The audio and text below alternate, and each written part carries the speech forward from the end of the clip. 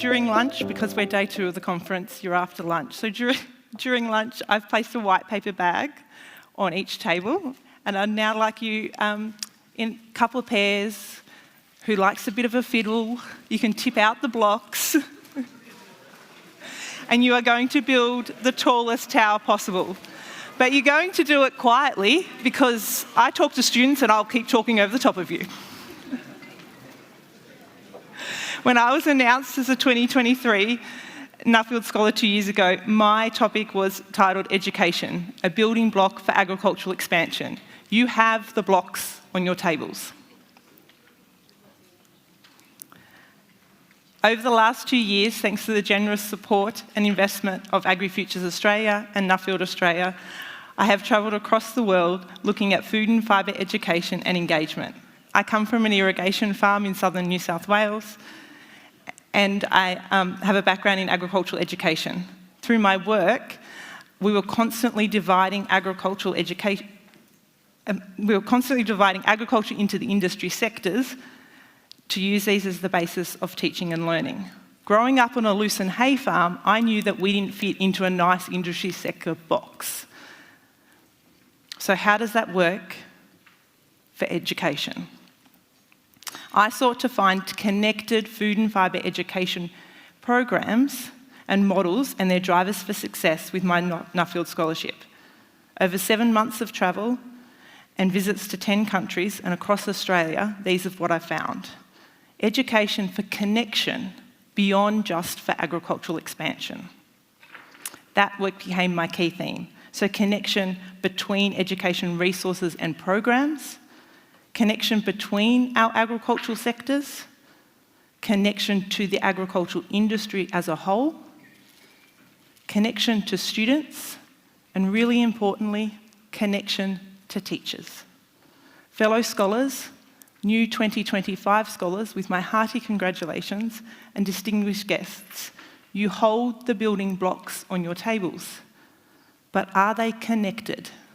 I deliberately didn't give you all Lego, because then they would. What you have each built is a visual representation of food and fibre education, particularly in Australian primary schools. That's my focus, is the primary kids. I asked you to build the tallest tower possible with the blocks I provided. Just like across our agricultural industry, each sector is really excited to produce as many resources as possible to enable as many downloads as possible. But are they connected? Not just joined, but truly connected. You each have a base plate, so one that's slightly smaller than this one. That flat Lego plate that represents the base plate of our education system, the Australian curriculum. Did you use it as the base of your tower, or add it to the top as an afterthought? Or maybe somewhere in the middle, or sideways, because I told you to build it the tallest. You may notice that the table next to you doesn't have the same base plate as you. They might be black or white, bigger or smaller. Again, deliberate. You see, we all come from different states and territories in Australia, and whilst we have an Australian curriculum, there's currently at least 6 different versions of curricula used in Australian primary schools, as well as select different versions in independent schools. Your base plate is different from the one next to you, just like the Western Australian curriculum is different from the New South Wales curriculum. Was your tower stable?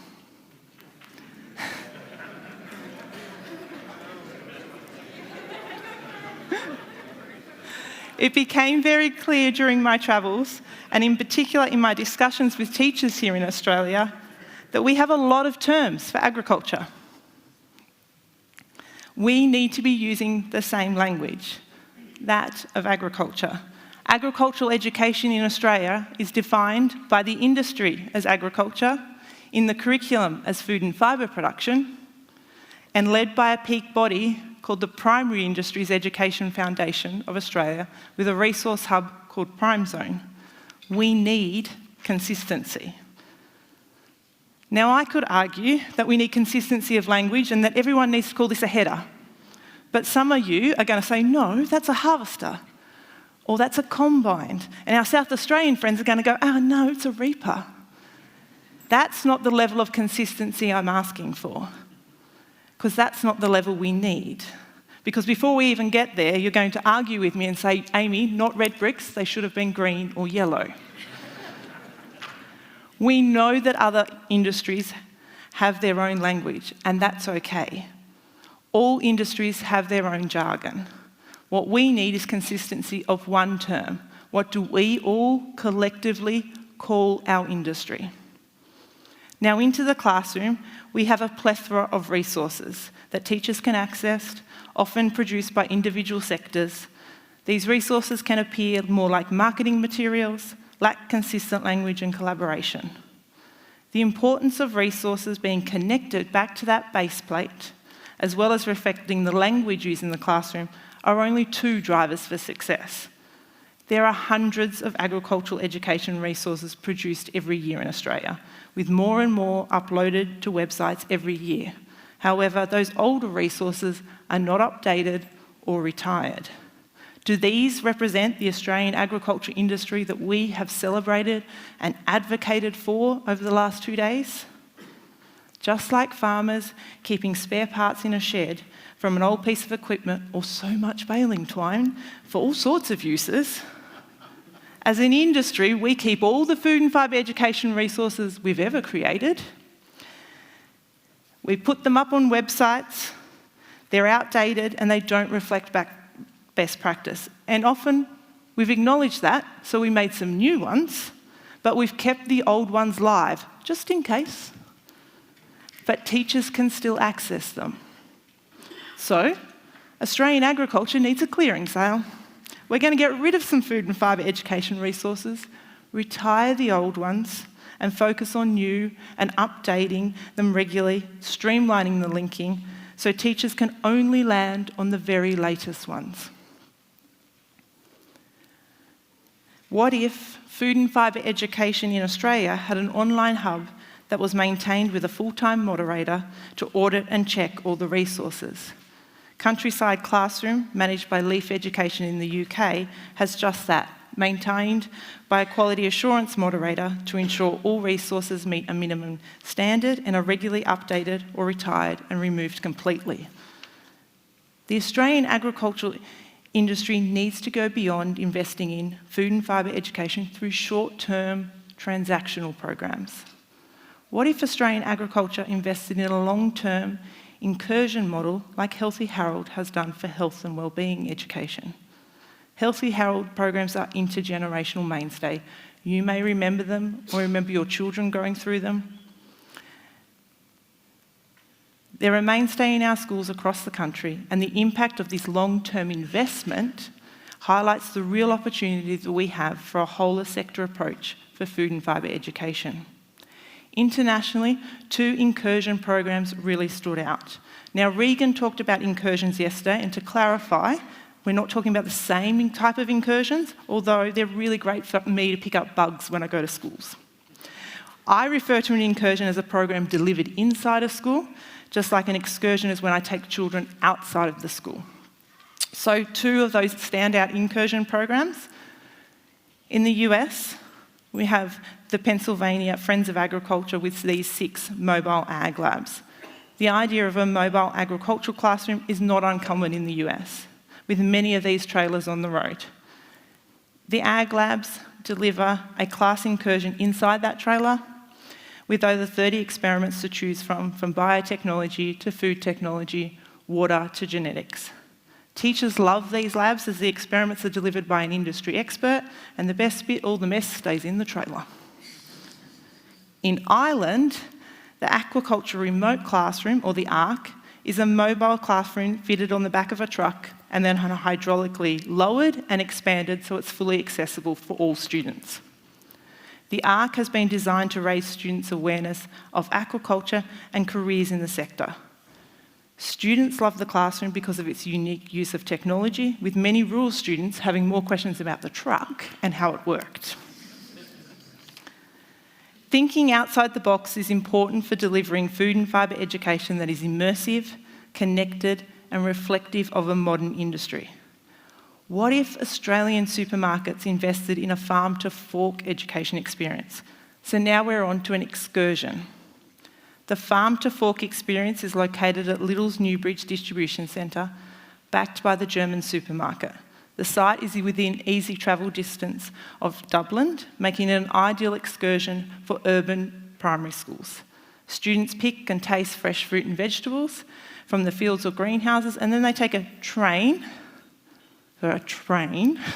journey through the distribution centre. And this is where the gold was. The distribution centre was the regional hub. It was built 10 years ago, but the Farm to Fork experience was an add-on with recent vacant land. The train goes on an escorted loop through the distribution centre, and that was the kids' real highlight, seeing the scale and everyone buzzing around in that distribution centre. Now, I know Nuffielders loved a dairy visit, so I had to include a dairy example. What if, instead of hand milking a cow, students were able to explore the latest technology used on farm? Engagement activities must demonstrate industry best practice. But how do we teach children that cows are milked? Often by hand. This is the Erie County Fair Education Barn in upstate New York. It's open year-round on their showgrounds for school excursions. Students have the opportunity to put cups on a fiberglass cow, or they can watch hands-free milking of another fiberglass cow that's milked by the robot. It's really easy for us to use a milking demonstration where kids milk a real cow or a fiberglass one straight into a bucket by hand. But this is not a representative of our wider industry. Fair Oaks Farms is a leading agricultural tourism. It's known as the Disneyland of agriculture. It's in Indiana and it's set on a 36,000 head dairy.